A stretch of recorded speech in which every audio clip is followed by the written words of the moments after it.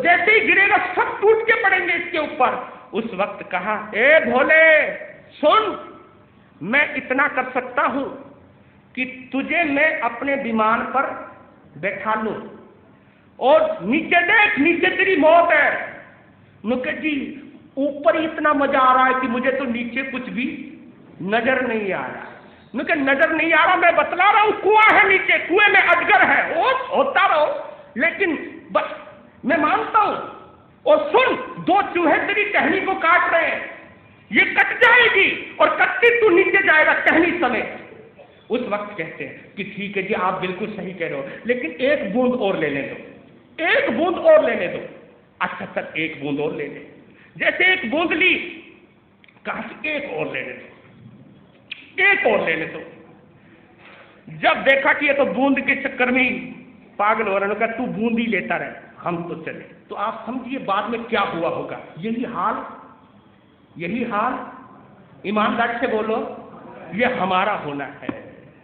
ये दुनिया का आकर्षण एक बार तो आकर्षित कर लेता है, लेकिन इसका जो प्रभाव होगा, इसका जो अंजाम होगा, उस अंजाम को आप भी जानते हो, लेकिन करें क्या, उस वक्त सब कोई भूल जाता है। यही होश में लाना है, यही होश में लाने की प्रक्रिया है। ये आचार्य मानतुम जो हैं, वो आपको बार बार चेता रहे हैं, समझा रहे हैं, जगा रहे हैं कि जागो, समझो और अपने आप को संभालो। यही संदेश दे रहा हूं, क्योंकि इधर समय हो रहा है।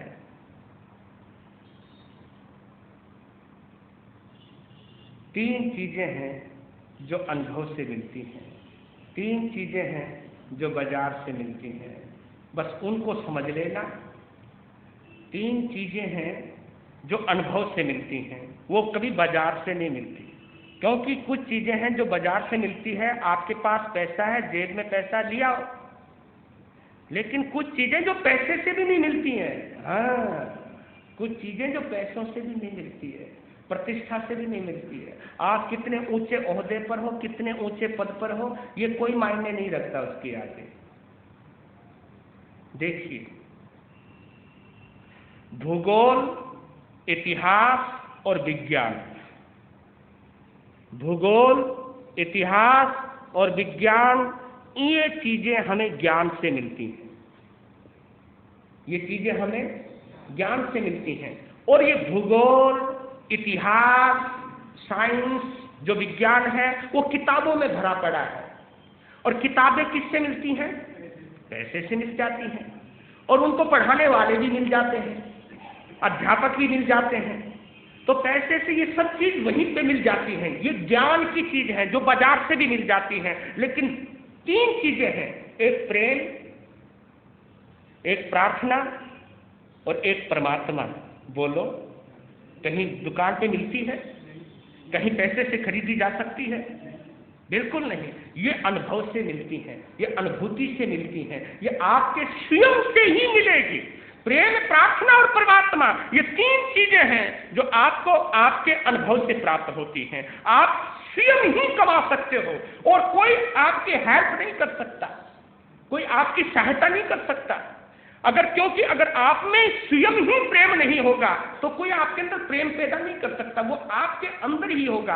और उसी को उभारना, अगर आप किसी परमात्मा के प्रेम में पड़ते हो, धर्म के प्रेम में पड़ते हो, वो प्रेम प्रार्थना बन जाती है। और उस प्रार्थना में इतना जादू है, इतना चमत्कार है कि वही प्रार्थना परमात्मा को जन्म दे देती है, परमात्मा का उद्भव करवा देती है, परमात्मा को उत्पन्न करवा देती है। बस सबसे पहले जरूरत है परमात्मा तक जाना है, तो परमात्मा की चिंता छोड़ो, प्रेम में आ जाओ। प्रेम, कौन सा प्रेम? जिसमें वासना नहीं है, जिसमें मोह नहीं है। कौन सा प्रेम? जो सद्य जात है, जो स्वाभाविक आत्मा की ही दौलत है। वो प्रेम जिसमें कोई भेदभाव, जिसमें कोई स्वार्थ नहीं है, ऐसा प्रेम बनेगा प्रार्थना। और उसी प्रार्थना में ताकत है कि आप परमात्मा को जन्म दे सकते हैं। बहुत अच्छा, अति उत्तम। जो गम किसी को हमने दिए, वो गम तो हमको लेने, जो गम किसी को हमने दिए, वो गम तो हमको लेने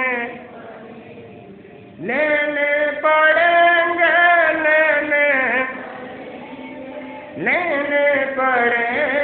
लेने पड़ेंगे क्या, जो गम किसी,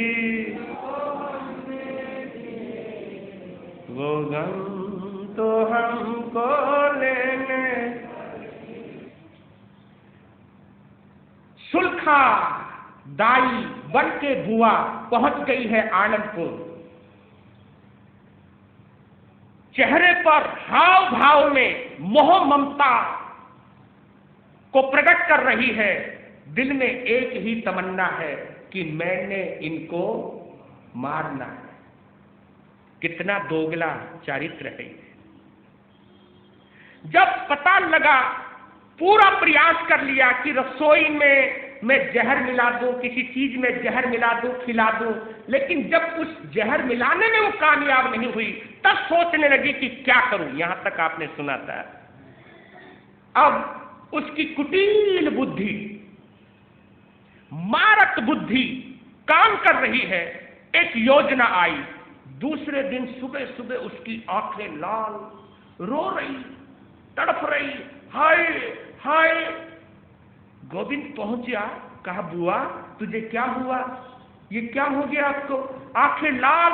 कहा कि बेटा नेत्र कीड़ा से पीड़ित हूं मैं, आंखों में बीमारी है। ओह क्या करें क्या करें। बेटा इसकी दवाई तो है, लेकिन दवाई बड़ी खतरनाक है। कहा कि तुम खतरे की बात छोड़ो, आप दवाई अगर जानती हो तो हमें बताओ।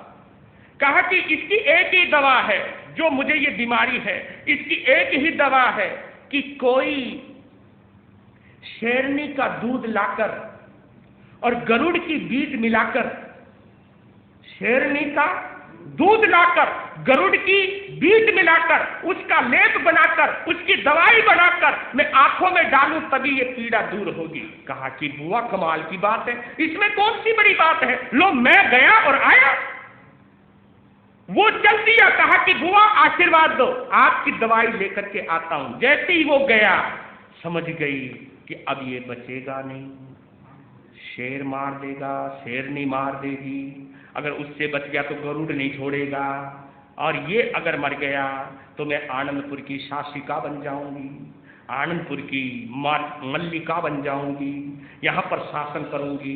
क्योंकि आदमी लड्डू फोड़ने में क्या जाता है, फोड़ते रहो। अब वो चला गया। लेकिन जिसको हम मारना चाहते हैं वो केवल आपके चाहने से नहीं मरेगा, क्योंकि वो आपके चाहने से पैदा नहीं हुआ है, तो वो आपके चाहने से मरेगा भी नहीं। आखिर उसका नसीब उसके साथ है, उसका पुण्य, उसकी किस्मत उसके साथ है। आदमी तो बेवजह उधेड़ बुन में पड़ा पड़ा रहता, दूसरे का तो बिगाड़ नहीं पाता, हाँ खुद का जरूर बिगाड़ लेता है। अब वो बड़ा पुण्यवान था। जैसे ही जंगल में गया, वहां एक नजारा देखा।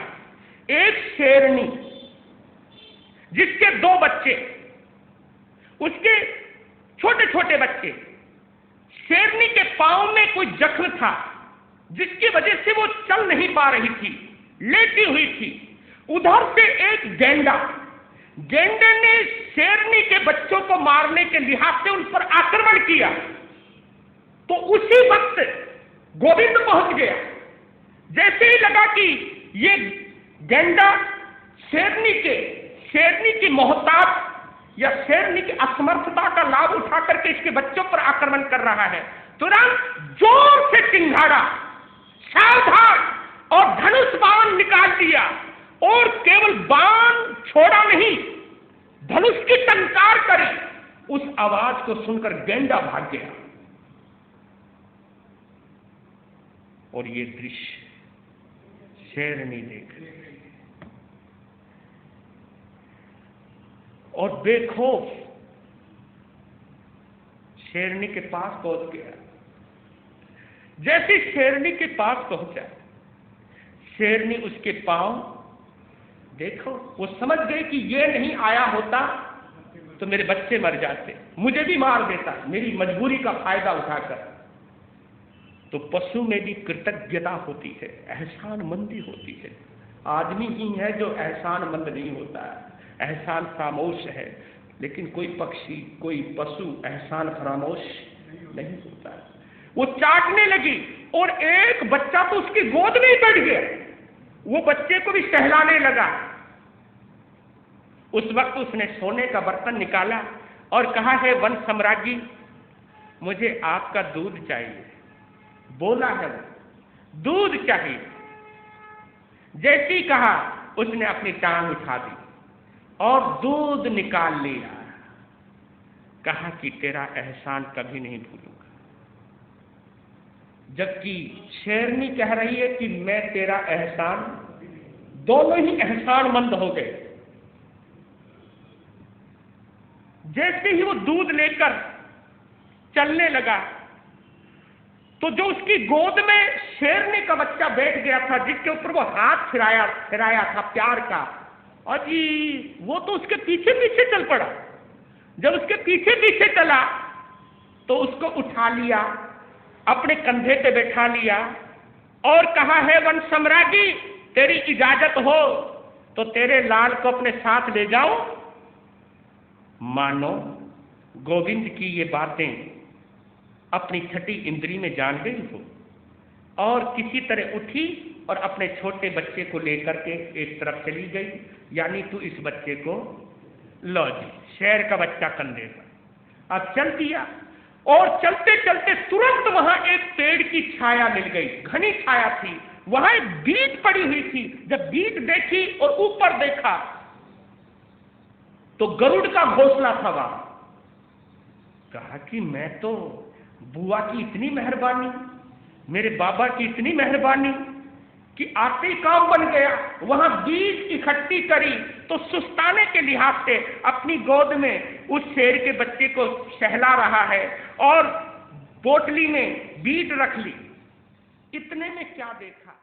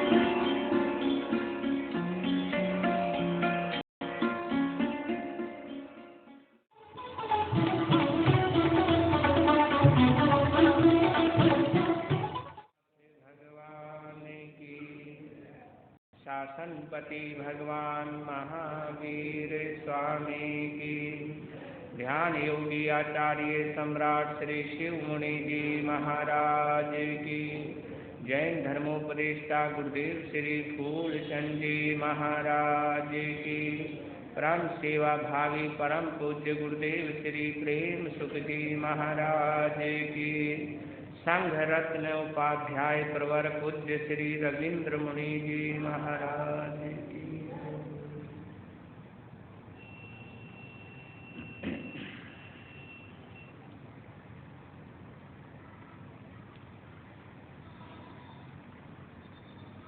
हमारे दोनों प्रिय मुनिराज एवं उपस्थित धर्म प्रेमी बंधुओं, माताओं तथा बहनों, आप सभी का श्री पुप्त भिक्षु दरबार में हार्दिक स्वागत करता हूँ।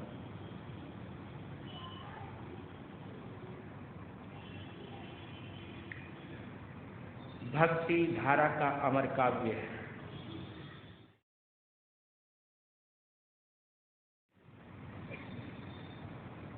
कलयुग का कल्प वृक्ष, वर्तमान का चिंतामणि रत्न, आचार्य मानतुंग द्वारा रचित श्री भक्तामृत स्तोत्र के 16वें श्लोक में प्रवेश करें। श्लोक का उच्चारण। निर्धूम वरतिर पवरजित तैलपूरः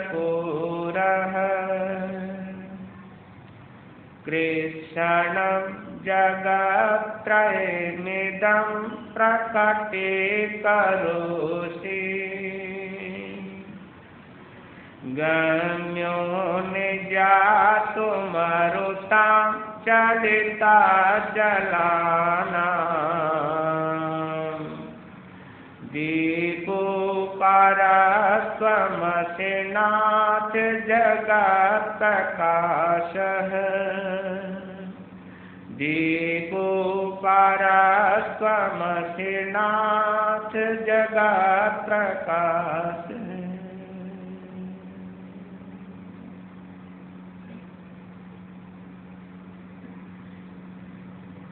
जगत प्रकाशः,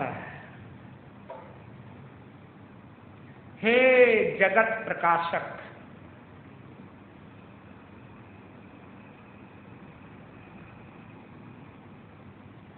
तीनों लोकों को दीपाने वाले,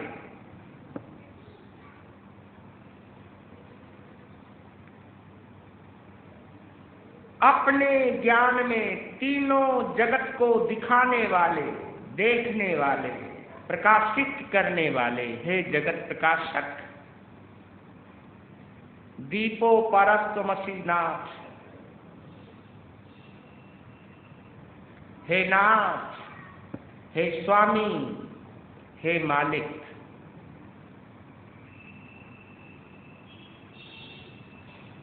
तुम बड़े अनूठे दीपक हो। दीपो यानी दीपक, अपर, अपर, अपर यानी जैसा कोई दूसरा नहीं है,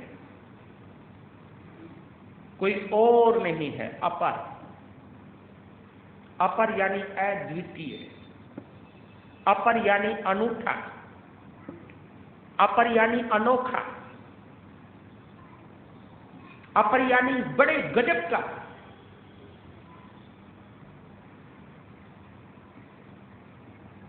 त्वम यानी तुम, असि हो, हे नाथ, तुम बड़े अनूठे दीपक हो। हे जगत प्रकाशक, तुम बड़े अनूठे अनोखे दीपक हो। कैसे दीपक हो तुम? निर्धूम वर्तिर पवरजित तैलपूरा, ये दीपक हो तुम। कैसे? जिस दीपक में धुआं नहीं है, जिस दीपक में निर्धूम, धुआं रहित, वर्ती ही, वर्ती कहते बाती को, निर्धूम वर्तिर पवरजित तैलपूरा। ना तो आपके इस दीपक में धुआं है, ना ही बाती है।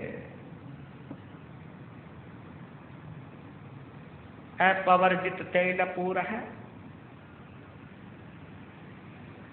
यहां तक कि आपके दीपक में तेल भी नहीं है, तेल रहित हो आप। इस श्लोक के माध्यम से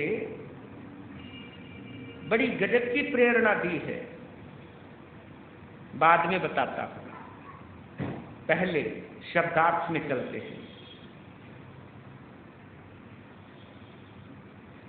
यह दीपक इतना अनोखा है कृत्सनम जगत्त्रयमिदं प्रकटीकरोषि। कृत्सनम जगत्त्रयमिदं, यानी यह दीपक, यानी तुम जिस दीपक की मैं चर्चा कर रहा हूं, जिस दीपक से प्रभु आपकी महिमा गा रहा हूं, तुलना नहीं, महिमा गा रहा हूं, जिस दीपक को देख रहा हूं मैं साक्षात, एक दीपक आप हो और एक दीपक में दुनिया का देख रहा हूं। दोनों दीपक में बहुत अंतर नजर आ रहा है, दोनों दीपक में बहुत बड़ा फर्क नजर आ रहा है, अंतर नजर आ रहा है। आपका दीपक बड़ा अनूठा है, आपके दीपक की रोशनी से जगत्त्रयमिदं प्रकटीकरोषि, आपका ये अनोखा दीपक, आपका ये गजब का दीपक तीनों लोकों को एक साथ प्रकट कर रहा है। यानी आपकी रोशनी में, आपकी इस दीपक की रोशनी में तीनों लोक नजर आ रहे हैं, तीनों लोकों को देखा जा सकता है।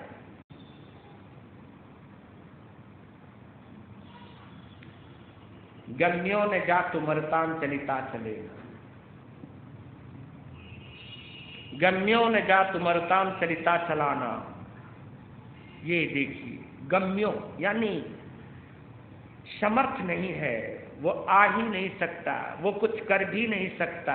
गम्यो ने जा तुमरताम चलिता चलाना।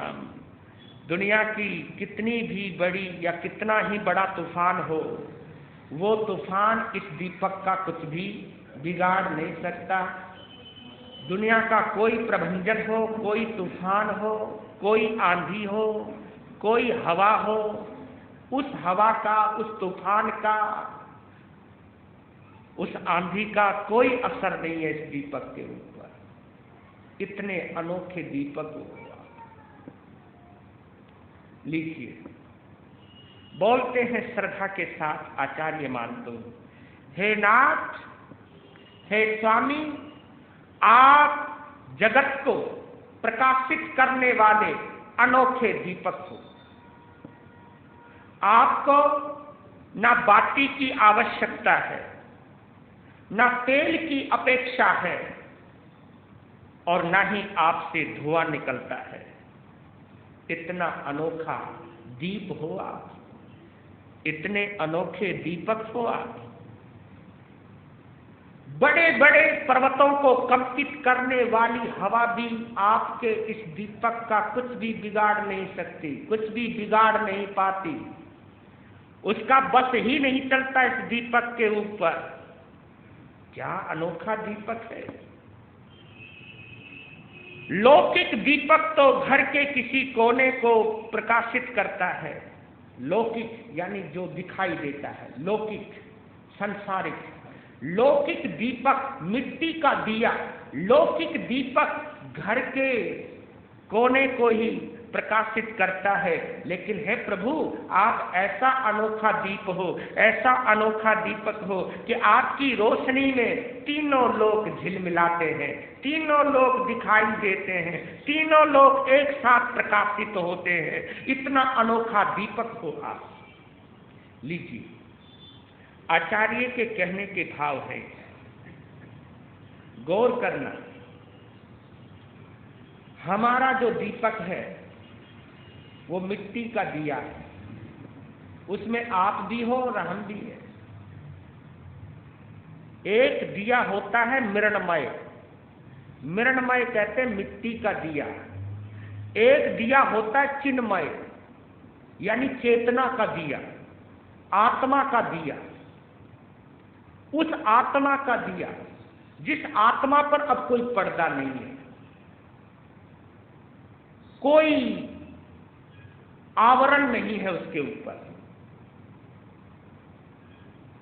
कोई रुकावट नहीं है उसके प्रकाश को आने में। और उस दिए को ना बाती की जरूरत है, क्योंकि हम मजबूर हैं, वो मजबूर नहीं है। इतना ही फर्क है, वो मजबूत है, हम मजबूर हैं। वो सॉलिड है, हम कमजोर हैं। वो पुरजोर है, हम कमजोर हैं। हम कर्माधीन हैं, वो स्वाधीन है। वो अपने ही अधीन है और हम कर्म के अधीन हैं। बहुत बड़ा फर्क है। हमारा मालिक कोई और है और वो स्वयं के मालिक है। हमारा मालिक कोई और है, हमको चलाने वाला कोई और है, हमको सुलाने वाला, बिठाने वाला, हंसाने वाला, रुलाने वाला कोई और है, स्वयं नहीं है। कर्म हमें जैसा नचाते हैं, हमें वैसा नाचना पड़ता है। और वहां तो कर्म की बात ही खत्म हो गई। वहां तो कोई कर्म ही नहीं बचा जो आदमी को नचा सके, क्योंकि वहां कर्म पराजित हो चुके हैं और हम कर्मों के आगे पराजित हैं। उन्होंने कर्मों को जीत लिया है और हमको कर्मों ने जीत रखा है। कितना अंतर है। हम गुलाम हैं, वो मालिक है, वो बादशाह है, वो शहंशाह है। और वो शहंशाह कब हुआ, वो बादशाह कब बना? वो बादशाह तब बना जब कर्मों का पहरा ही खत्म हो गया। अब कर्म का कोई कर्मों की बेड़ी नहीं है, कोई कर्मों की जंजीर नहीं है, कोई कर्मों का पिंजरा नहीं है। पिंजरे से मुक्त है वो, क्योंकि कर्मों से मुक्त हो चुके हैं। वो कर्म जो भटकाते हैं, वो कर्म जो रुलाते हैं, वो कर्म जो कभी हंसाते हैं, वही कर्म जो कभी हराते हैं, वही कर्म जो कभी जिताते हैं, वो सबसे पार हो चुके हैं। हमारा हंसना, रोना, उठना, बैठना, बढ़ना, उतरना, चढ़ना, कुछ भी क्रियाएं हैं कर्मों के अधीन है। यानी आप गारंटी से ये नहीं कह सकते कि आप अपनी मर्जी से हंस सको, आप अपनी मर्जी से रो सको। नहीं, आप अपनी मर्जी से कुछ पा सको, आप अपनी मर्जी से कुछ दे सको, ये आपके अधीन नहीं है। यहां तक कि आप एक श्वास भी अपनी मर्जी से नहीं ले सकते। कितने अधीन, उसमें हम भी हैं। हम लोग अपनी मर्जी से देख नहीं सकते। जब तक मेहरबानी है, जब तक रोशनी है, जब तक पुण्य का उदय है, तब तक हम सब कुछ हमारे अनुकूल होता जाता है, अनुकूल होता जाता है। जब तक पुण्य का उदय है, और जब पाप का उदय आता है, बुरे कर्मों का दौर आता है, सब कुछ पलट जाता है, सब कुछ बदल जाता है, सब उलट जाता है। जो अभी भी चल रहे थे, बिल्कुल सही चल रहे थे, कब क्या हो जाए इसकी कोई गारंटी नहीं। हमारा दिया ही ऐसा है, जिस दिए के लिए तेल चाहिए। ये जो श्वास है ये क्या है? ये तेल का ही तो काम करते हैं। जो ये शरीर है ये क्या है? ये मिट्टी का दिया ही तो बना है। और जो हम बोल रहे हैं, देख रहे हैं, कुछ भी क्रियाएं कर रहे हैं, ये क्या है? ये बाती तो है जो जल रही है। और देखिए, तेल खत्म हो गया तो बाती बुझ जाएगी। और हमारे अंदर पुण्य और पाप का, सुख और दुख का वो धुआं उठता ही रहता है, वो चलता ही रहता है। और ये दीपक तो जहां आप रखोगे ऊपर का हिस्से को काला कर ही देगा। पता नहीं कितनी कालस को खाता है, इसलिए वो काला हो जाता है। और कोई फूंक मार दे तो बुझ जाए, कोई चोट पहुंच जाए तो बुझ जाए, कोई गिरा भी सकता है उसको। क्यों? क्योंकि वो बाती किसी के अधीन है, वो बाती किसी दिए में अटकी पड़ी है, इसलिए वो अधीन है। वो बाती तेल के अधीन है, वो बाती हवा के अधीन है। उसकी कितनी सुरक्षा की जरूरत पड़ती है। लेकिन एक दिया है अगम का, एक दिया है अगम का, जो जले बिन बाती बिन तेल। अगम का दिया जले बिन रेन, और वो भी बिन बाती बिन तेल। बिन बाती बिन तेल जलता है।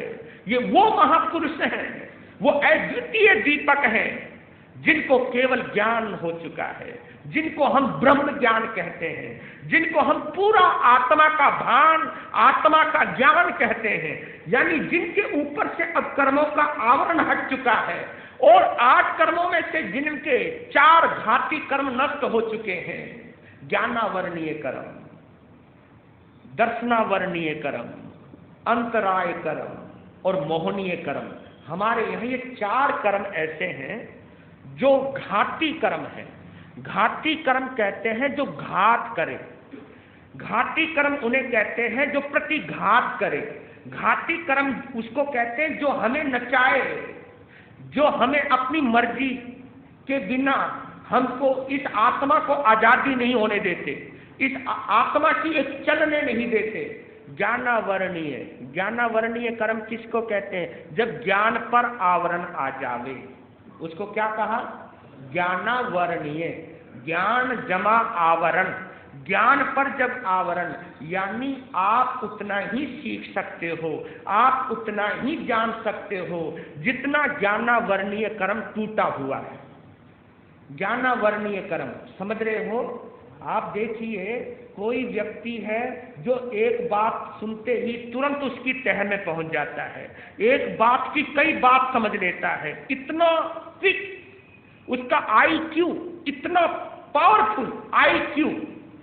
देखिए, आई आंख को कहते हैं, ये एक रोशनी है हमारी, एक चेतना है हमारी, पर लेकिन आप ये जान लीजिएगा, ये समझ लीजिएगा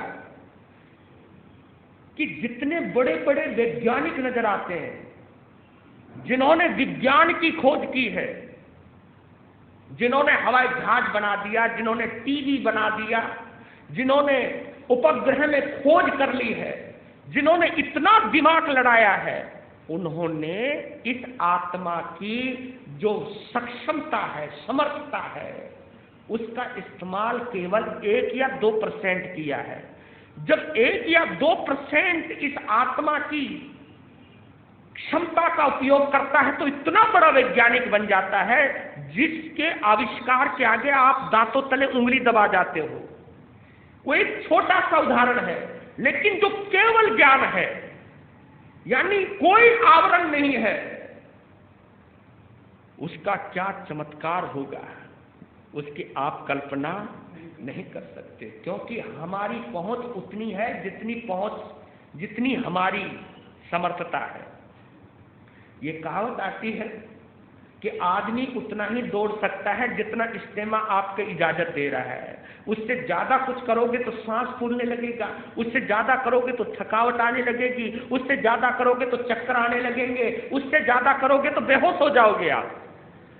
यानी जितनी इजाजत है उतनी देर आप देख सकते हो। दर्शनावरणीय कर्म, आप किसी भी सच्चाई को या किसी भी वास्तविकता को उतना ही देख सकते हो, यानी दर्शनावरणीय, उतना ही देख सकते हो, उतनी ही दूर तक देख सकते हो, उतनी ही दूर तक सोच सकते हो जितनी आपको इजाजत मिली हुई है, बस उससे फालतू नहीं। यानी मैं तो कभी कभी कहता हूं कि ये जो हमारी प्रेजेंट लाइफ है, ये जो हमारा वर्तमान का जीवन है, ये वर्तमान का जो जीवन है, ये हमारी एक प्रिंटेड बुक है। क्या है? Printed book. प्रिंटेड बुक का मतलब समझ गए?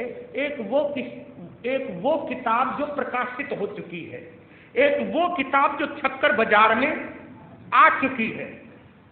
अब उस किताब में अपनी मर्जी का करेक्शन आप अपनी मर्जी से उलट फेर नहीं कर सकते। जिस पृष्ठ पर जो लिखा हुआ है,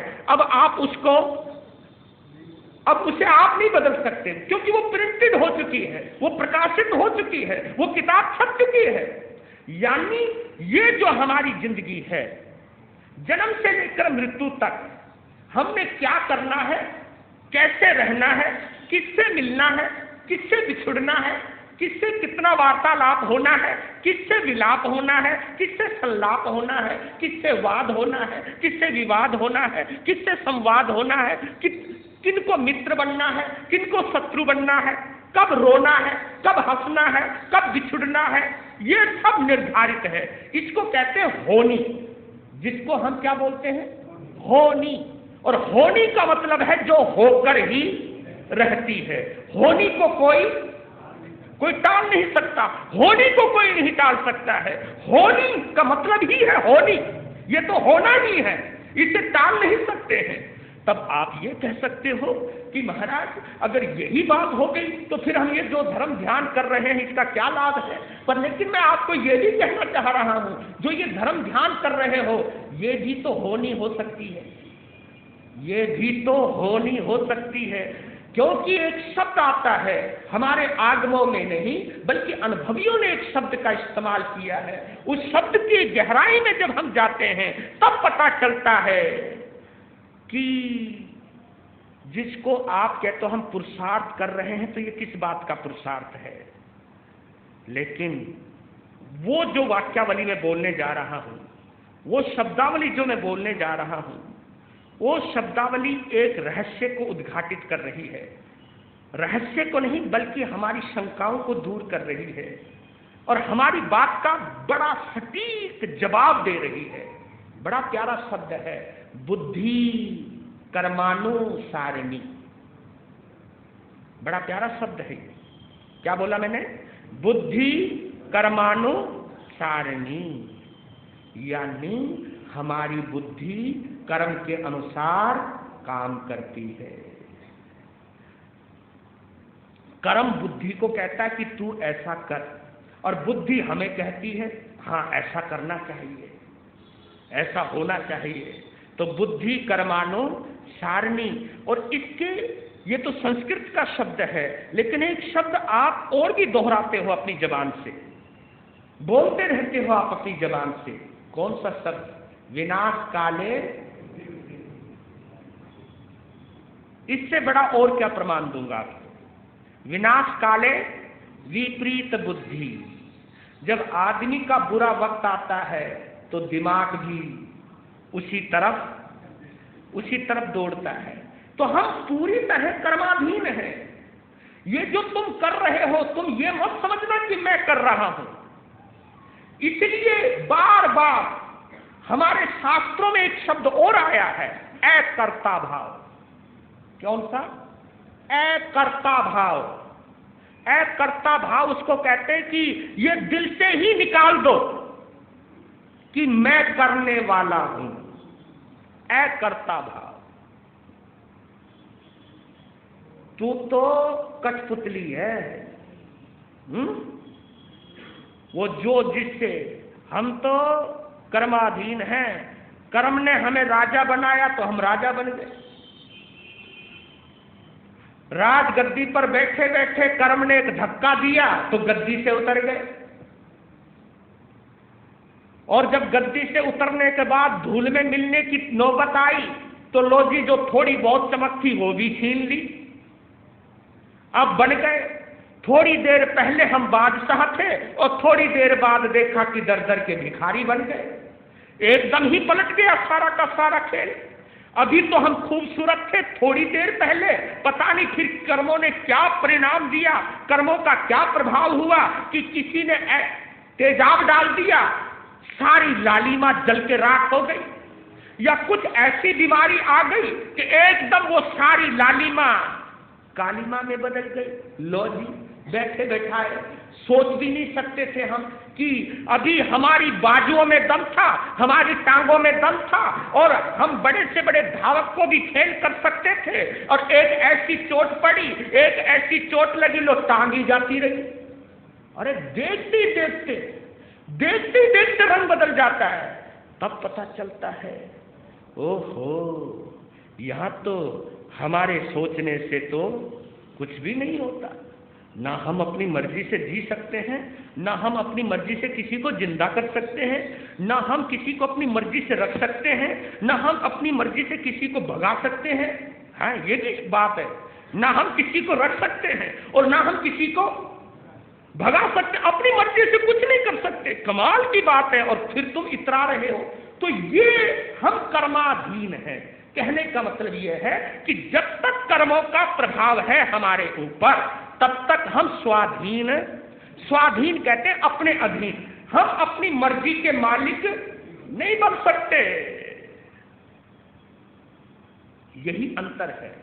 निर्धूम वर्तिर पवर्जित तेल पूरा है, कृत्सनम जगत त्रयमिदम प्रकटी करोसी, गम्यो न जातु मरुताम चलिता चलाना, दीपो परस्तुमसिनाथ जगत प्रकाश है। अब थोड़ी सी और गहराई में चलते हैं, इसको समझना। कहते हैं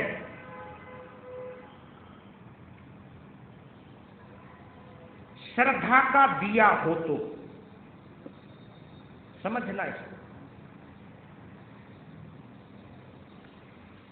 श्रद्धा का दिया हो तो, आस्था का दिया हो तो, अखंड विश्वास का दीपक हो तो, उसकी एक खासियत है। श्रद्धा के दीपक की एक खासियत है, श्रद्धा के दिए से कभी भी नफरत का धुआं नहीं उठता। बस ये देखना, आप समझना, पहचानना इस बात को, इसकी गहराई में जाना। अगर हम किसी की पूजा कर रहे हैं, किसी पर हम श्रद्धा रखते हैं, किसी पर हम विश्वास रखते हैं,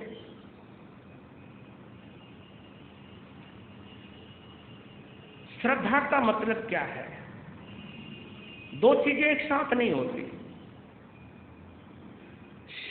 श्रद्धा कहो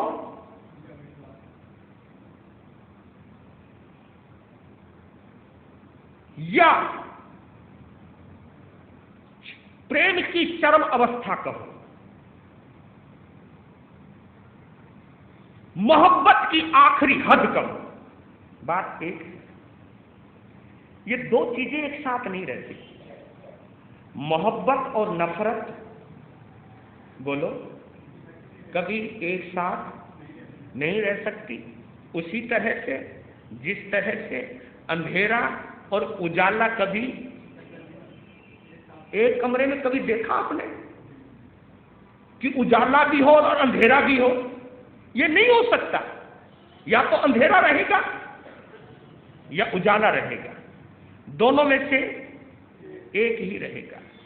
तो कहते हैं कि अगर श्रद्धा का दिया हो, और ये श्रद्धा का दिया है, यह सम्यक दर्शन का दीपक है, कि तो इसकी पहचान कैसे हो? तो उसकी एक ही पहचान है, हम सम्यक, हमारे अंदर सम्यक दर्शन आया है या नहीं, हम सम्यक दर्शनी है या नहीं, हमारे में सम्यक तो है या नहीं। इसकी एक ही पहचान है कि अगर थोड़ा सा भी, थोड़ी सी भी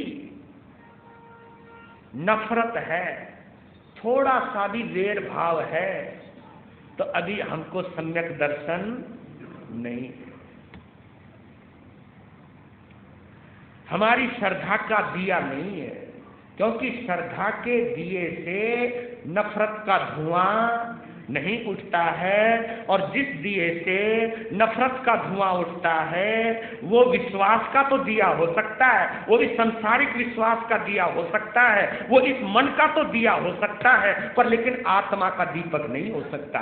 क्योंकि वो शरीर का दिया हो सकता है, मन का दिया हो सकता है, इंद्रियों का दिया हो सकता है, कर्मों का दीपक हो सकता है, लेकिन श्रद्धा का दीपक नहीं हो सकता। क्योंकि श्रद्धा वो चीज है जहां पर कर्मों का कोई प्रवेश नहीं है, जहां कर्मों की कोई मनमर्जी नहीं चलती है, उसको श्रद्धा का दिया कहते हैं।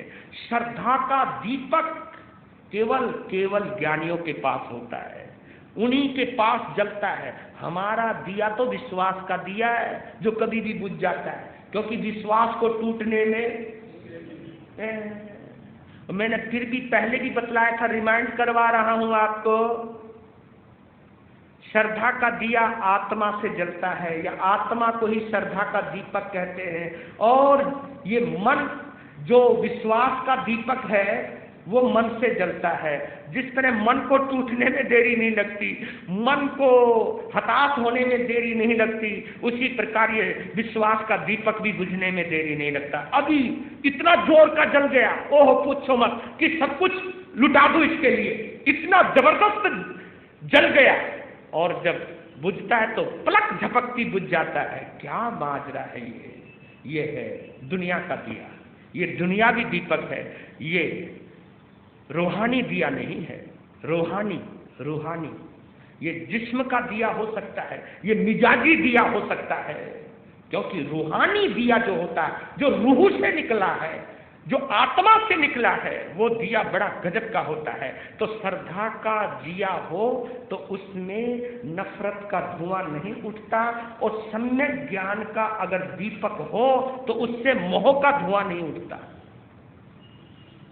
श्रद्धा के दिए से नफरत का धुआं नहीं उठता, और सम्यक ज्ञान का अगर दिया हो तो उसमें से एक चीज और नहीं आती, सम्यक ज्ञान के दीपक से मोह का, राग का, क्योंकि जब सम्यक ज्ञान हो जाता है, सम्यक ज्ञान अगर हो जाता है तो वहां मोह नहीं रहता, क्यों? जो अच्छाई नहीं बल्कि जो सच्चाई को जान गया, जो सच्चाई को समझ गया कि ये जितनी भी लीला है ये सब कर्म लीला है, ये कोई आत्मा की लीला नहीं है, ये कोई परमात्मा की लीला नहीं है, ये कर्म की लीला है, ये कर्मों की लीला है, ये कर्मों का खेल है।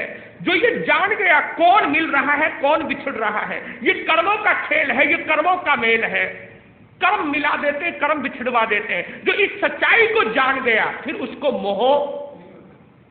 मोह नहीं आएगा, उसको राग नहीं आएगा। वो सच्चाई को जान गया कि ये क्या है, ये क्या चीज है, मैं इससे पार हूं, मैं इससे दूर हूं। तो सम्यक ज्ञान के दीपक से मोह का धुआं नहीं उठता। और जब सम्यक चारित्र आता है तो सम्यक चारित्र के दीपक से कभी वासना का धुआं नहीं उठता, जिसको हम सम्यक चारित्र कहते हैं। सम्यक चारित्र केवल फिजिकल नहीं होता है, कभी तुम सोचते हो, कभी कभी हम लोग चरित्र को मोटा सा समझ लेते हैं शरीर के द्वारा, लेकिन चरित्र केवल शरीर तक सीमित नहीं है। चरित्र का असर तो मन तक भी जाता है, चरित्र का असर तो जबान तक भी जाता है, और चरित्र का असर तो काया तक भी। यानी तीनों से चरित्र का जन्म होता है, तीनों से ही श्रद्धा का जन्म होता है, यानी दर्शन का जन्म होता है, और तीनों से ही ज्ञान का जन्म होता है, और तीनों ही चरित्र का जोड़ होता है। चारित्र जो होता है, सम्यक चरित्र यानी आचरण, आचरण के साथ एक शब्द जुड़ गया है। दो शब्द जुड़ सकते हैं आचरण के साथ, एक आचरण है, आचरण एक शब्द है, उसके साथ तुम चाहो तो सदाचरण लिख दो, और चाहे उसके साथ दुराचरण लिख दो। अब ये बात, आचरण अपने आप में आचरण है, लेकिन जो सदाचरण है, सदाचार जिसको हम बोलते हैं, सदाचार या दुराचार, सदाचार जो है वो सम्यक चरित्र है। सदाचार जिस आचरण में सत्य का वास है, जिस आचरण में सच्चाई है, और वो सच्चाई हमारी कल्पना से ऊपर होती है, वो सच्चाई हमारी सोच से भी ऊपर होती है। जो हम सोचते हैं वही